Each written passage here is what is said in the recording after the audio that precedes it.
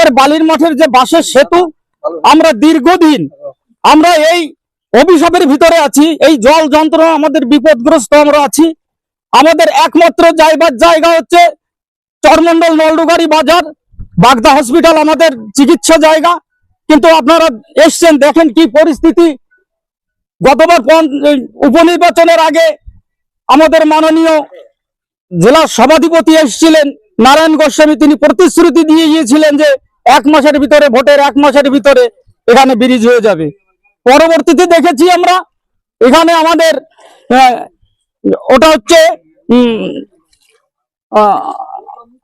আপনার হ্যাঁ soil test হয়ে গেছে, তারপরে পয়েন্টিং হয়ে গেছে, তারপরে আপনার ভেরিফিকেশন, যেটা ওই ব্রিজ করতে গেলে মাপজোপ করতে হয় চারিদিকে, সেইটা করে গেছে, সবকিছু হয়ে গেছে, কিন্তু আমাদের ব্রিজটা হচ্ছে না।